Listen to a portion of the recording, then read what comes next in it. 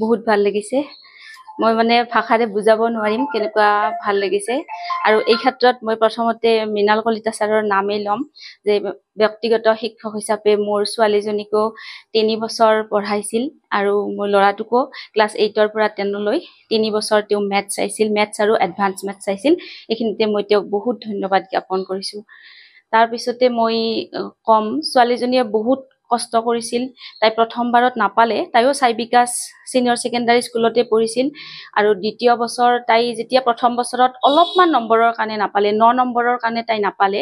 তেতিয়া তাই ঘৰতে তাই নিজে সিদ্ধান্ত ললে যে মই দ্বিতীয়বাৰ দিম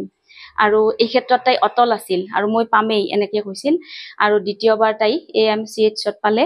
আৰু ল'ৰাটোৱেও প্ৰথমতে আমি চাই বিকাশত তাক এডমিশন কৰালো তেতিয়া আমি হয়তো ভাবা নাছিলো সি পাব নে নাপাব কিন্তু দুই এটা পৰীক্ষা যেতিয়া সিহঁতৰ উইকলি টেষ্ট বিলাক আৰম্ভ হ'ল তাৰ পিছত আমি গম পাইছিলো যে ই নিশ্চিতভাৱে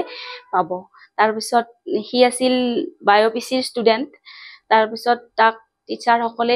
আৰু এটা কথা ক'ব লাগিব যে চাই বিকাশৰ শিক্ষকখিনিৰ পৰা ফেকাল্টিৰ পৰা সি যথেষ্ট মৰম আদৰ আৰু যত্ন পাইছিল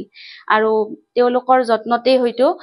সি জেই মেইনছো দিছিল সি নিটৰ ষ্টুডেন্ট হৈ সি জেই মেইনছো দিছিল আৰু জেই মেইনছত সি ফিজিক্সত 100% পাইছিল আৰু তাৰ ওভাৰঅল পাৰ্চেন্টাইল আছিল 98.57 নিটত সি 7 আউট অফ 720 541 পালে আৰু অল ইণ্ডিয়া ৰেংক তাৰ 16,778 এইখিনি গতিকে এই আমি সকলো সামৰি লৈ মই সকলোলৈ ধন্যবাদ জ্ঞাপন কৰিছো মোৰ শুভাকাংক্ষী ওচৰ চুবুৰীয়া সকলোলৈ ধন্যবাদ জ্ঞাপন কৰিছো সকলোৱে বহুত মৰম বহুত শুভেচ্ছা দিছে আৰু আমাৰ মাক দেউতাকৰ কথাটো আৰু ক'ব নালাগে মাক দেউতাকৰ কষ্টখিনি আছে আৰু লৰাই যথেষ্ট কষ্ট কৰিছে তাৰ কাৰণে হয়তো আজি এইখিনি সফলতা লাভ কৰিছে এই কম বহুত ভাল লাগিছে বহুত ষ্টুডেণ্টে বহুত বাৰ দিব নাপায় মই যে প্ৰথমবাৰতে পাইছো সেইটো কাৰণে নিজকে আৰু মোৰ দৌৰাৰ কাৰণে বহুত ধন্যবাদ যে মোক সাপোৰ্ট কৰিছে এটোৰ অপৰচুনিটিৰ কাৰণে কেনেদৰে পঢ়া শুনা মানে আপুনি দিনততো 6 to 7 আৱাৰ্ছ ষ্টাডি লাগিবই কনসিস্টেন্ট তাৰ লগতে অলপ এক্সট্ৰা কাৰিকুলাৰ এক্টিভিটি লাগিব যেনেকা খেলা এক্সাৰসাইজ দুটা মিলাই চলিলে তোমাৰ গ্যাৰান্টি হ'ব আৰু যদি তুমি যেখিনি সময় পঢ়িছা সেইখিনি সময় যদি ভালদৰে পঢ়িছা তেনেহলে তোমাৰ এই গ্যাৰান্টি আৰু ডিস্ট্ৰাকশনখিনি অলপ দূৰ কৰিব লাগে যেনেকা সোশ্যাল মিডিয়া আৰু ইনষ্টাগ্ৰাম ফেচবুক ইউটিউব তাৰ পৰা মেইনলি বহুত টাইম লছ হয় ষ্টুডেণ্টৰ তো মই যিটো হোষ্টেলত আছিলো তাতে এই সব এলাউড নাছিল তো মোৰ কমপ্লিটলি এভয়েড তো মোৰ টাইম বহুত লোকচানৰ পৰা বাচি গৈছিল